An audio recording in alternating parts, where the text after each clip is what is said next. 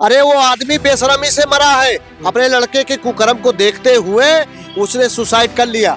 आप बताइए कोई पेट पे सुसाइड लिखता है क्या भैया? लड़की को न्याय कहाँ मिला? मैं ब्रजेश पाठक से पूछना चाहता हूँ, अमित शाह जी कल आए थे, न्याय की बात कर रहे थे, अपराध मुक्त बता रहे थे। आप बताइए क्या उस लड़की को न्याय मिला? तुम लाखों का टेंट लगवा रहे हो और एक गरीब आदमी अपनी बेटी का सपना भी नहीं पूरा कर रहे। तुम्हारे हाथ जोड़ता हूँ, आप जाके जो ई रिक्शा चलाते हैं उनसे पूछना भैया आप कितना पढ़े हो, और कह दो जब इतना पढ़े हो तो ये ई रिक्शा काहे चला रहे हो? उत्तर प्रदेश में गुंडा राज खत्म हो गया। गुंडे जो है उत्तर प्रदेश छोड़कर भाग गए हैं, ये हम नहीं, ये गृह मंत्री अमित शाह कह रहे हैं। और आज जो है उत्तर प्रदेश में ऐसी ऐसी घटनाएं होती हैं जो देखकर सुनकर अगर आपको पता चलती है तो एक बार दिल जो है फट जाता है। और आज उसी मुद्दे पर बात करने के लिए हमारे साथ मौजूद हैं समाजवादी पार्टी कार्यकर्ता हैं, नेता हैं, एक तरह से कहें तो जिस तरीके से बेबाकी से बोलते हैं निडर होकर के। आज हम बात करेंगे इन सभी मुद्दों को लेकर के, लॉ एंड ऑर्डर को लेकर के, जिस तरीके से भाजपा लगातार दावा करती है। अभी हाल ही में इकाना स्टेडियम में अमित शाह ने कहा कि उत्तर प्रदेश जो है गुंडा मुक्त बन गया है। क्या कहेंगे? गृह मंत्री अमित शाह कह रहे हैं कि उत्तर प्रदेश गुंडा मुक्त बन गया है। देखिए, बात जब प्रदेश की आएगी तो किसी से छुपेगा नहीं भैया, ये कोई अपराध छुपाने वाली चीजें नहीं है। आप ये देख लीजिए कि विधानसभा के सामने एक घटना नहीं 3 घटना हुई। मुख्यमंत्री आवास के सामने बगल में यहीं पे एक महिला आग लगा लेती, किस लिए लगाती है बताइए? पता है आपको कि उसको न्याय नहीं मिलता है। सोचो, जो उत्तर प्रदेश के अंदर हालात गृह मंत्री जी कह रहे थे कि रात के 12 बजे भी बेटियां गहने पहनकर निकलेंगी और किसी की हिम्मत नहीं होगी आग दिखाने की। तो मैं गृह मंत्री जी से कहना चाहता हूं, ये 250-300 सुरक्षा बल लेकर चलते हो और आते हो मंच से झूठ बोल के चले जाते हो, परोस के चले जाते हो, तो ये जो उत्तर प्रदेश की जनता है ये कोई वैसी नहीं है। आज हर घर पे मोबाइल है, हर हाथ में मोबाइल है और उसको पता है कि उत्तर प्रदेश में क्या चल रहा है। उत्तर प्रदेश में भूमाफिया सबसे ज्यादा, नौकरी के नाम पर वसूली करने वाले सबसे ज्यादा, ड्रग्स बेचने वाले उत्तर प्रदेश में सबसे ज्यादा, ठीक है, नकली दवाइयां, नकली शराब, नकली कपड़ा, जूते चप्पल तक बेचने वाले उत्तर प्रदेश में। लेकिन वो तो खुले मन से कह रहे हैं कि प्रदेश छोड़ के भाग गए हैं गुंडा माफिया। कहाँ भाग गए भैया? कहाँ भाग गए? अभी कल बस्ती का वीडियो हमने डाला है एक्स पे, आप जाना सर्च करना। एक भाई अपनी बेटी को लेकर रो रहा है कि कोई कुछ कर दे।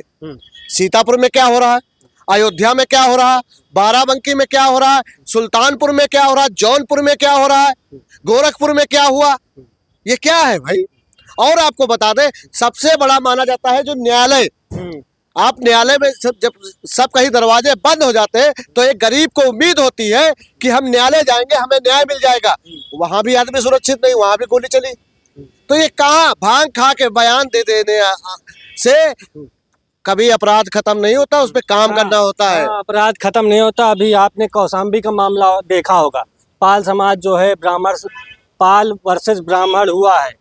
पीड़ित जो है, पीड़ित के पिता ने सुसाइड कर लिया और परिवारजन रोड पे जो है बॉडी रख के न्याय की मांग कर रहे। आखिर मामला क्या है, काहे लिए? उधर समाजवादी पार्टी का डेलीगेशन भी गया था।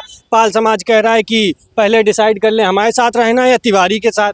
देखिए, राजनीति में एक मुद्दा होता है, ठीक है, मगर समाजवादी पार्टी जमीन पर हकीकत जानने के बाद जिसके साथ भी अन्याय हुआ है, समाजवादी पार्टी न्याय देने के लिए खड़ी रहती है। माननीय श्री अखिलेश यादव जी ने 2 डेलीगेशन भेजा, लोगों ने अफवाहें फैलाने लगे कि अखिलेश यादव ये कर रहे हैं, वो कर रहे हैं, मगर मैं बताऊं, मेरा राष्ट्रीय अध्यक्ष जी, लोग नहीं, वहाँ पाल समाज के लोग ही बोले कि पहले डिसाइड कर लीजिए हमारे साथ। आपके साथ कोई घटना होगी तो आप तो गुस्सा में ही रहोगे।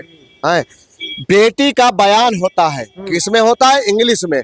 8 साल की बच्ची इंग्लिश क्या जाने इंग्लिश, बताइए हमें। कोई बयान इंग्लिश में लिया जाता है?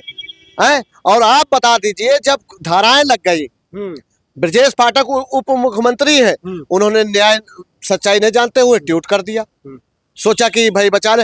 अरे वो आदमी बेशर्मी से मरा है, अपने लड़के के कुकर्म को देखते हुए उसने सुसाइड कर लिया। आप बताइए कोई पेट पे सुसाइड लिखता है क्या भैया?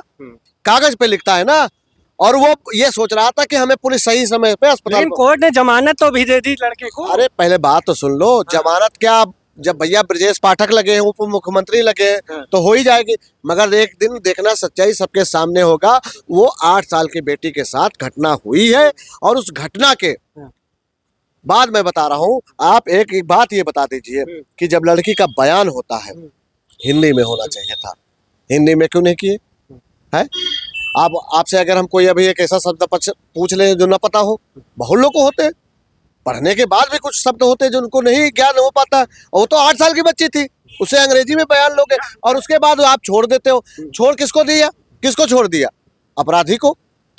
अगर उन्होंने भाई पाल समाज के लोग उनका हत्या तो किया नहीं, उसके बाप का किया था, वो खुद आत्महत्या किए थे ना, आत्महत्या किए थे, तो उसमें उस लड़की को न्याय कहाँ मिला? मैं ब्रजेश पाठक से पूछना चाहता हूँ, अमित शाह जी कल आए थे यहाँ पर, न्याय की बात कर रहे थे, अपराध मुक्त बता रहे थे, आप बताइए क्या उस लड़की को न्याय मिला? उसको न्याय कौन देगा? अमित शाह कह रहे हैं कि अगर एफआईआर होगा तो 3 साल के अंदर जो है उसको न्याय मिल जाएगा। अभी हाल ही में बयान आया है। पहले रेवंडा को देते, जिसको सांसदी का टिकट दिए थे, और उसको प्रधानमंत्री जी उसका प्रचार भी करने गए थे, विदेश उसको छोड़ने भी गए थे, वो गए थे। कुलदीप सहगल को दे दे, ट्रक से मरवा दिया परिवार को पूरे, दे दे उसको, क्यों?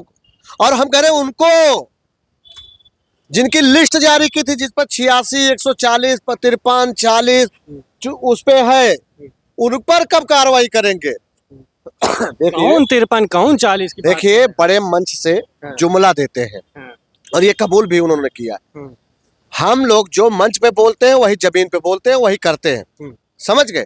माननीय श्री अखिलेश यादव जी की जब सरकार थी, हमने 1090 क्यों शुरू किया? क्योंकि बेटी को कोई छेड़ ना सके। 112 क्यों शुरू किया था? ताकि सबको न्याय मिल सके। कहते हैं बेटी सुरक्षित है हमारी सरकार में, और सपा जो है एक गुंडों की पार्टी है। एक बात बता दीजिए, आपकी जमीन पे कब्जा हो जाए, अधिकारी ना सुने और हम अधिकारी को हड़का दें तुम्हारे न्याय दिलाने के लिए, तो हम गुंडे हो गए? हम गुंडे हो गए? वाह भाई। और ये फिर क्या करते हैं? ये बताए ना, इनके विधायक तक मुकदमा नहीं लिखा पा रहे हैं, पैर छूते हैं थाना अध्यक्ष के, तब कहीं शिकायत पत्र लेते हैं। कौन पैर छूता है भैया? इनके विधायक, किसी की सुनवाई नहीं, इन्हीं की सरकार में इन्हीं की सुनवाई नहीं हो रही। विधायक किसके तो पैर छूते हैं? हम समाजवादी लोग आवाज उठाते हैं तो कुछ लोगों को न्याय मिल जाता है, और मुझे पता है कि मेरा माननीय श्री अखिलेश यादव जी किसी के साथ गलत नहीं कर सकता, वो सबको न्याय देता है। आप जब बता दीजिए, हमारे यहाँ पे आते हैं कार्यालय पे, कहते हैं माननीय जी मुझे इलाज कराना है, तुरंत पैसे देते हैं। कहते हैं हमारी बेटी की शादी है, तुरंत पैसा देते हैं। कहते हैं हमको फीस जमा करना है, तुरंत पैसे देते हैं। और इनकी सरकार में, सरकार इनकी है, मगर आप देख लो, आप जाइए गाँव में, पता कीजिए, अपनी बेटी की शादी करने के लिए किसान जमीन बेच रहा है, तब जाके बेटी की शादी कर रहा है। अब लोग ज्ञान देते हैं कि अरे बेटी की शादी कर रहे हो तो जमीन क्यों बेच रहे हो? भाई अगर 4 मेहमान उसके दरवाजे आएंगे तो वो खातिरदारी नहीं करेगा क्या? है? तुम लाखों का टेंट लगवा रहे हो और एक गरीब आदमी अपनी बेटी का सपना भी नहीं पूरा कर पाएंगे। जिस तरीके से कौशाम्बी में ब्राह्मण वर्सेस पाल हुआ, उसको लेकर के एक बार फिर से राजनीति जो है चरम पर आ गई। और जिस तरीके से बेटी का बयान आया था कि हमारे साथ जिस तरीके से घटना की गई, जो किया गया, उसने बाकायदा वीडियो में बताया। वो वीडियो जो है इतने समय सोशल मीडिया पर वायरल हो रहे, और वो जो लड़का है, जो तिवारी परिवार का जो लड़का है जो अरेस्ट किया गया था, उसको जमानत दे दी गई है। फिलहाल इस वीडियो को लेकर के आपकी क्या राय है, कमेंट में जरूर बताएं। अभी 2027 को लेकर के चुनाव जो है चरम पर है, और जितनी भी राजनीतिक पार्टियां हैं सभी तैयारी कर रहे हैं, चाहे वो भारतीय जनता पार्टी, समाजवादी पार्टी, कांग्रेस या बसपा हो। हमारे साथ बात करने के लिए समाजवादी पार्टी के नेता हैं। जिस तरीके से चुनाव की तैयारी चल रही है, क्या तैयारियां हैं, समाजवादी पार्टी कैसी रणनीति बना रही है, क्योंकि हर बार तो ईवीएम पर सवाल खड़े हो जाते हैं। देखिए, समाजवादी पार्टी के साथ पीडीए समाज खड़ा हुआ है, और पीडीए जो है वो भारतीय जनता पार्टी से पूरी तरह से प्रताड़ित हो चुका है, निराश हो चुका है, हताश हो चुका है। और इस 27 में भारतीय जनता पार्टी का लंका जला दी जाएगी। और माननीय श्री अखिलेश यादव जी ने कहा है कि 27 में जब हमारी सरकार आएगी तो सबसे पहले न्याय देने का काम होगा, नौजवानों को नौकरी देने का काम होगा, महिलाओं के लिए सुविधाएं तथा सुरक्षा देने का काम किया जाए। अखिलेश यादव को काहे वोट दिया जाए, काहे यादव समाज दे, काहे सर्व समाज वोट दे उनको? नहीं, आप बता दीजिए कि योगी जी से क्या क्या मिला लाभ, क्या लाभ मिला हमें कोई बताएगा? 5 किलो राशन में क्या आप अपने परिवार के किसी सदस्य का ऑपरेशन करा सकते हो? 5 किलो राशन से क्या आप 12,000 का बिजली का बिल आप भर सकते हो? 5,000 के उस राशन से क्या आप अपने बच्चे को पढ़ा सकते हो? कर सकते हो? कुछ नहीं कर सकते हो। आप देख लीजिए, कल आपकी जेब में 10,000 रुपया रहता था, आज आपकी जेब में 10 रुपया नहीं बच रहा है। महंगाई पे भारतीय जनता पार्टी बात नहीं करती। नरेंद्र मोदी जी बताइए कितनी बार प्रेस वार्ता किए? योगी जी बता दीजिए कितनी बार प्रेस वार्ता किए? 1-2 बार करने मीडिया वालों ने पूछा, मीडिया वालों को हटा दिया गया, जेल भेजा गया। बताइए, स्मृति ईरानी को देखा होगा कि अमेठी में किस तरह से पत्रकार को हड़काया था? जनता ने उनका हुई हड़का दिया, उनकी बोलती ही बंद कर दी। और मैं बता रहा हूँ 27 में समाजवादी पार्टी आ रही है, किसी की दम नहीं है। कितनी सीट लेके आ रहे हैं? कितने सीट? 350 प्लस।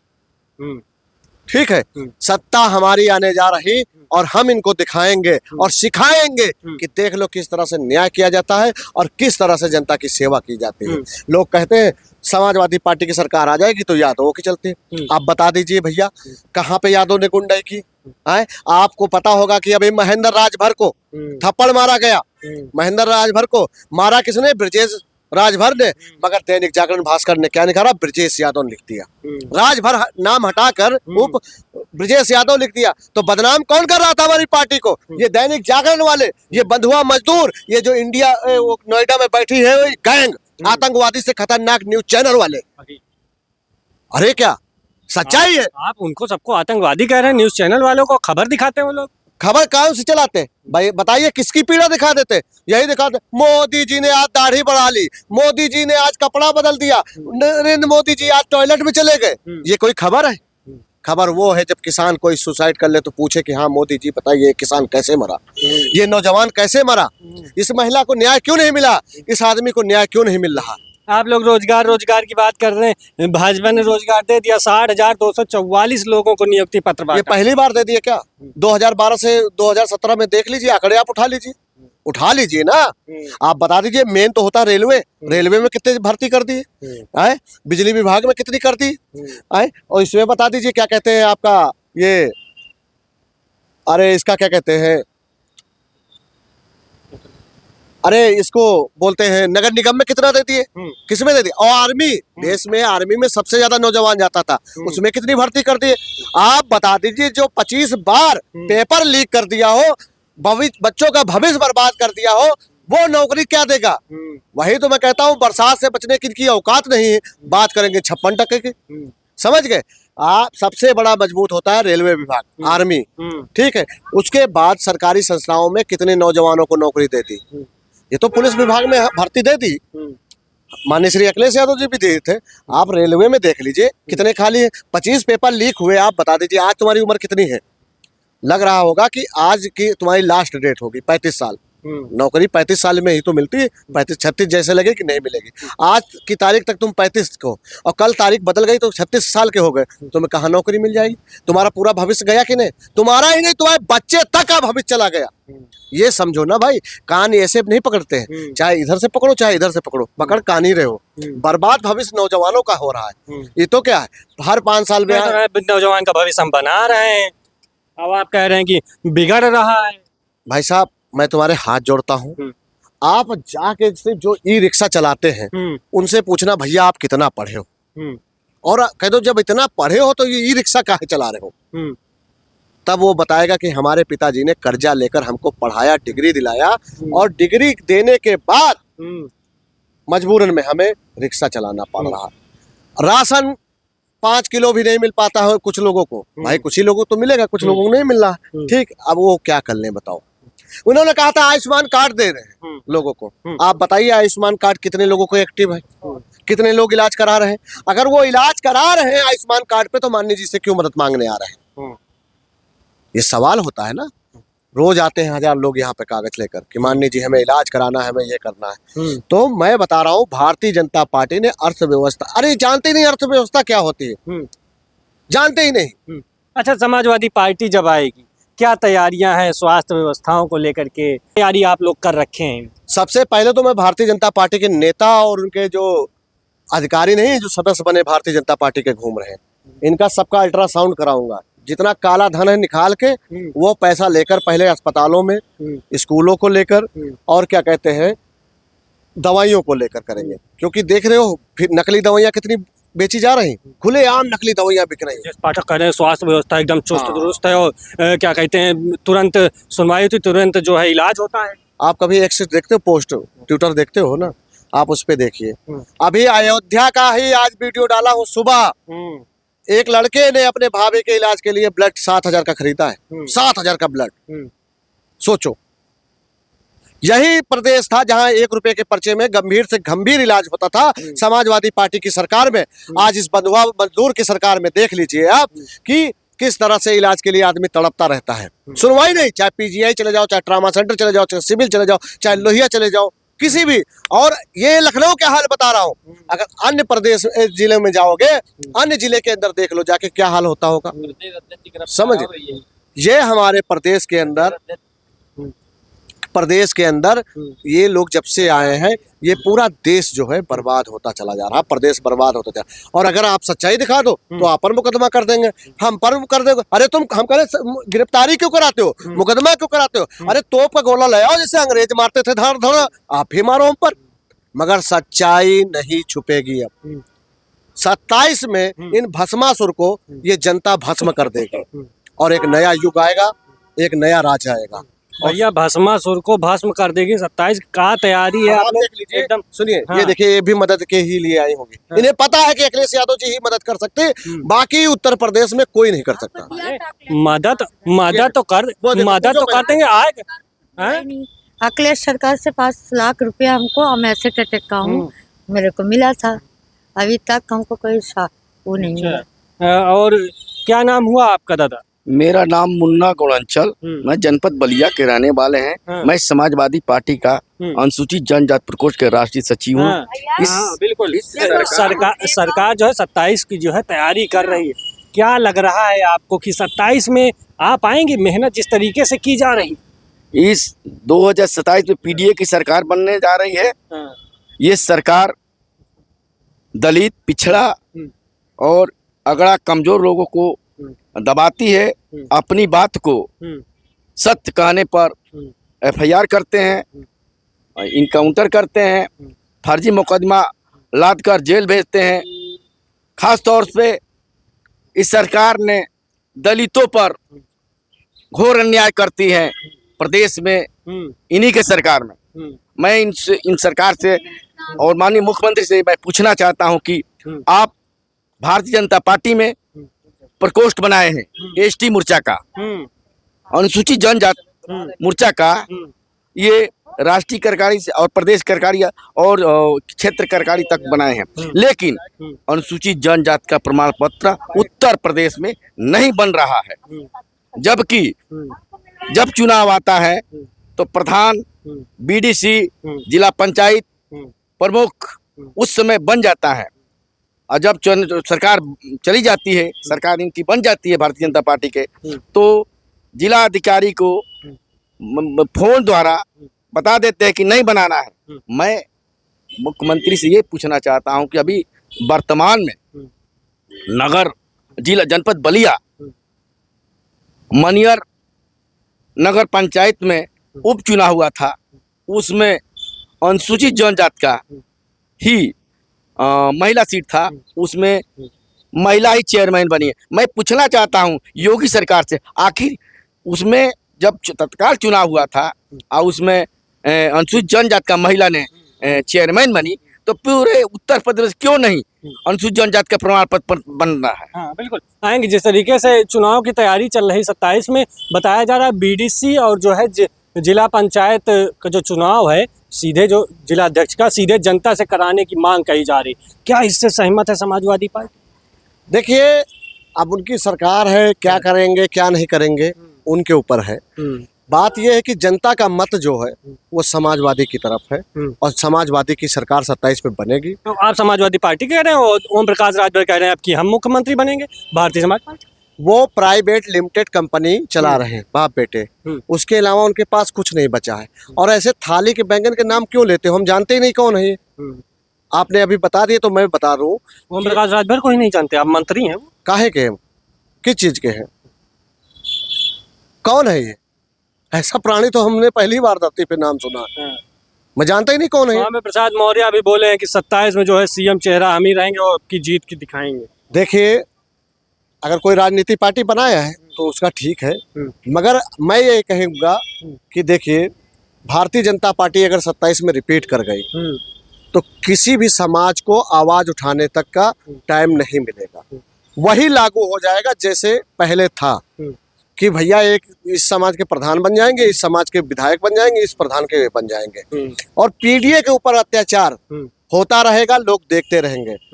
बहुत लोग आएंगे, गुमराह करेंगे और अफवाहें फैलाएंगे। मगर आप ये देख लीजिए कि जब से समाजवादी पार्टी सरकार से सत्ता से हटी है और भारतीय जनता पार्टी इस प्रदेश में आई है, मगर भारतीय जनता पार्टी से अगर कोई लड़ रहा है जनता के लिए तो वो समाजवादी पार्टी है। समाजवादी पार्टी के हमारे साथी हैं, माननीय श्री अखिलेश यादव जी हैं। आप एक बात बता दीजिए कि क्या सिर्फ बयान ही देने के लिए नेता है? सड़क पे भी आना चाहिए उनको, जनता के बीच में भी आना चाहिए, उनके दुख सुख में आना चाहिए, और वो काम हमारे माननीय श्री अखिलेश यादव जी कर रहे हैं। और अब बता दीजिए कौन किसके इलाज के लिए पैसा दे देता है, कौन किसी घटना पे जाता है? हमारे माननीय जी से पूछ लीजिए, पूछ क्या लीजिए, आप खुद देखते हैं भाई, आप लोग खुद देखते हैं, मगर मजबूरी है कि भैया उधर से डंडा ना चल जाए, इसलिए दिखाते नहीं हो आप लोग। कभी 1 लाख, कभी 2 लाख, कभी 5 लाख चेक भेजते कि जाओ भैया उनको दे के आओ, वो थोड़ा सहारा होगा।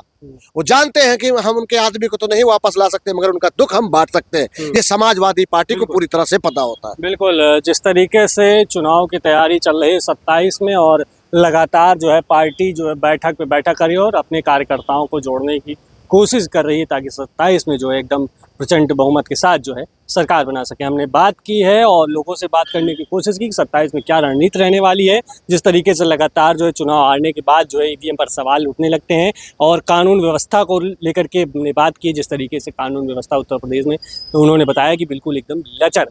आपको वीडियो कैसे लगी कमेंट में जरूर बताएं।